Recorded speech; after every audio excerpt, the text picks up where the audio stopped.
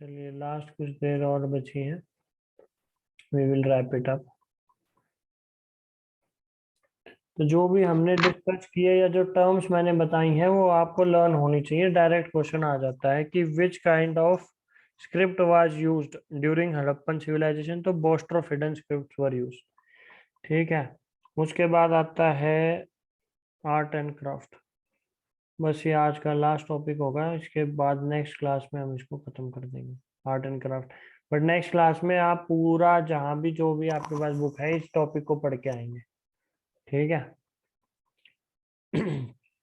Trade होता था और इसका प्रमाण है आर्ट एंड क्राफ्ट, यहाँ की हाई क्वालिटी थी प्रोडक्ट्स की बहुत ज़्यादा, इसीलिए ये एक्सपोर्ट भी कर पाते थे। ठीक है। और ज़्यादातर चीज़ें ब्रॉन्ज की थी, ब्रॉन्ज आर्टिकल्स बोल सकते हैं। एक है कॉपर की माइन। कॉपर माइन कहाँ पर? खेतरी, राजस्थान के अंदर।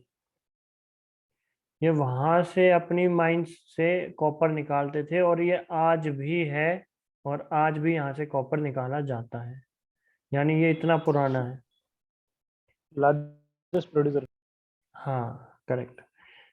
टेराकोटा के फिगर्स पाए गए हैं, टेराकोटा फिगर्स, पोटरी। ठीक है। यहाँ की ज्वेलरी, वो शेल्स की और बीड्स की मालाएं जो आजकल दोबारा से फैशन में आने लगी हैं, बीड्स, ये सब एक्सपोर्ट होता था। और एक सबसे important famous dancing girl statue मिला है, girl statue, this is very important. ये भी ब्रॉन्ज का ही था। ठीक है भाई। तो यहाँ से पता चलता है इनका आर्ट एंड क्राफ्ट भी बहुत अच्छा था। एक हिस्टोरियन था, वो कह रहा था कि वहाँ पे बहुत सारे बच्चों के ये बुलक कार्ट्स जैसे दिखती है ना, ऐसी चीजें, ऐसे खिलौने थे कि आगे कुछ लगा हुआ है, बैल लगा हुआ है, तो ऐसे बहुत जगह से मिलने लगे। तो उस हिस्टोरियन ने कहा है कि हो सकता है यहाँ की जो सभ्यता थी वो बच्चों की हो, किड्स की हो, पर ये सिर्फ एक अजम्पशन है, जरूरी नहीं कि बच्चों की ही होगी, है ना। कोई बात नहीं। तो आज के लिए we will schedule our class here only, इसको ख़त्म करते हैं। और टॉपिक्स इसके बाद बचेगा रिलीजन, और फिर बचेंगी साइट्स, तो that we will finish in the next class. आज जितने भी फैक्ट्स डिस्कस किए हैं ये आपको लर्न होने चाहिए, ओवर ना हो, इसीलिए 40 से 45 मिनट्स की आपकी क्लास रहेगी। ठीक है। और नोट्स प्रॉपरली बनाए, स्पेशली अंशुल आप। कुछ पॉइंट्स ये लोग मिस कर सकते हैं पर आप ना मिस करें, ठीक है, क्योंकि तुम्हारा पेपर अच्छे लेवल का आएगा भाई। एसएससी वगैरह का इतना टफ नहीं आता है, टू द पॉइंट आता है। तुम्हारे में आएगा कि एस में से कौन सा नहीं है, विच मीन्स 3 ऑप्शन तो होंगे ही होंगे, या 4 ऑप्शन, 5 ऑप्शन आते हैं ना शायद तुम्हारे में, तो 4 आते हैं भैया। 4 आते हैं तो 3 तो होंगे ही होंगे। अगर पढ़ रखा होगा डीपली तो ही कर सकते हो। ठीक है। चलिए आज के लिए इतना ही रखते हैं, फिर कल इसको हम फिनिश कर देंगे। आप लोगों से कह रहा हूँ मैं, you read this chapter properly from any book that you are having. ठीक है। अगर आपके पास मनोहर पांडे है उससे पढ़ ले, लूसेंट है तो उससे पढ़ ले, कोई अन्य किताब है तो उससे पढ़ ले, एनसीईआरटी है तो एनसीईआरटी से पढ़ ले।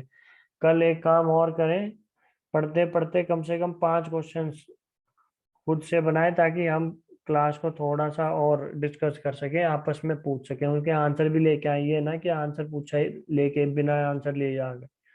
ठीक है दिलीप, प्रॉपर आंसर के अभी भी साथ ये छोटे छोटे 5 क्वेश्चन। प्रिया ठीक है।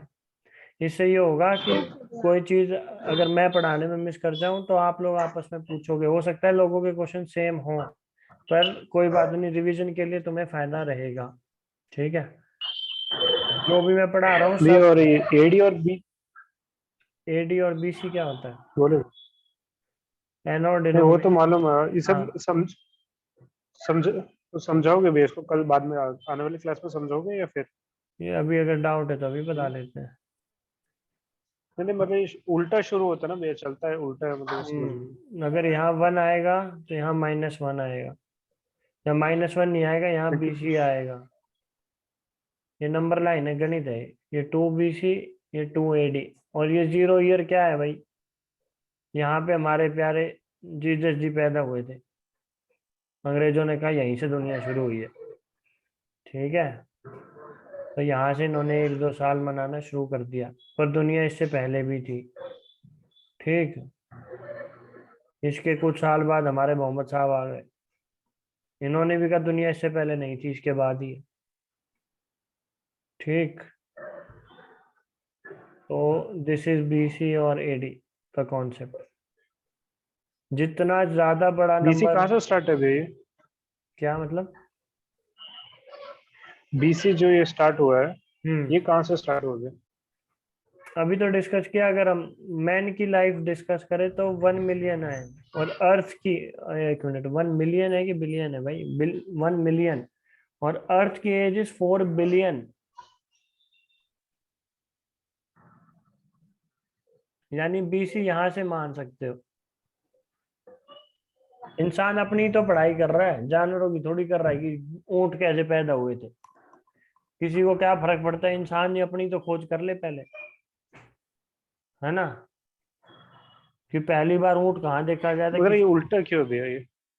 ये उल्टा इसीलिए है भाई क्योंकि दिशा में, एक चीज बताओ ना यार, ऐसे आप बढ़ रहे हो 1 2 3 4 5 6, आपकी अगर मैं एज पूछूं तो कितनी एज बताओगे? जो आपकी एज है, 22। सपोज 25 एज है, आपने यहाँ तक की जर्नी कवर की है। 1 भी आया, 2 भी आया, 3 भी आया, और ऐसे करके 25 भी आया। राइट, क्योंकि आपने ये एज कवर करी है तो हम स्टडी कर रहे हैं। इसीलिए यहाँ से जो ये जर्नी चली थी, ठीक है, आगे का हमें नहीं पता। आगे तुम क्या पता 26 के होते होते चल बसो, भगवान ना करे। पर मैं वैसे कह रहा हूँ, तो एक हिस्ट्री की शुरुआत अगर कहीं से हुई है, जो कि हम मान के चल रहे हैं भाई 1 मिलियन ईयर अगो हुई थी, दिस इज अजम्पशन, कोई नहीं जानता है। ठीक है, इसीलिए हमने एक स्टैंडर्ड पॉइंट मान लिया भाई जीसस का जन्म हुआ था यहाँ पे, और इससे पहले 1 BC 2 BC, और इससे आगे 1 AD 2 AD, ऐसे एक टाइम फ्रेम बनाने की जरूरत है ना भाई। इसीलिए इस चीज का गठन हुआ है। ऐसे तो पूरे वर्ल्ड में केओस हो जाएगा टाइम अगर ना हो ग्रीनविच मेरिडियन, जो लंदन के उधर से पास करती है। ग्रीनविच तो सुना होगा। हाँ भैया, स्टैंडर्ड टाइम हाँ, डिवीजन, IST। आई ISD तो अपने इंडिया से पास होती है, लखनऊ के पास से शायद। ठीक है, वो ज्योग्राफी पढ़ाएंगे तब डिस्कस करेंगे। तो एक स्टैंडर्ड पॉइंट आपको लेना ही पड़ता है। ठीक है, नहीं तो दिक्कत आ जाएगी। ऐसे तो तू कहेगा नहीं भाई, हमारी हिस्ट्री तो जो जैसे अब हिंदुओं का देखें तो 2 लाख से ऊपर साल चला रखे इन्होंने, तो हिसाब लगाते ही रह जाओगे। ठीक है, और कोई कहेगा हम तो मानते ही नहीं कि इससे पहले कुछ था, तो उनका क्या करोगे? तो इसीलिए स्टैंडर्ड पॉइंट लेके हम इसको स्टडी करते हैं। वी आर जस्ट स्टडिंग, इस पे कुछ आप दिमाग लगा ही नहीं सकते, फैक्ट्स हैं। हिस्ट्री जो घटित हो चुका है ये सिर्फ फैक्ट्स हैं, इस पे आप दिमाग नहीं लगा सकते हो, आपको एक्सेप्ट करना होगा जैसा है। ठीक है, और कोई डाउट?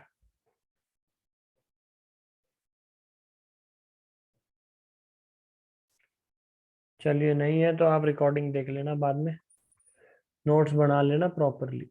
आज के लिए इतना ही, बाय बाय। अरे यार, रिकॉर्डिंग ऑन ठीक है ये? हाँ ऑन है। चलो बाय, गुड इवनिंग।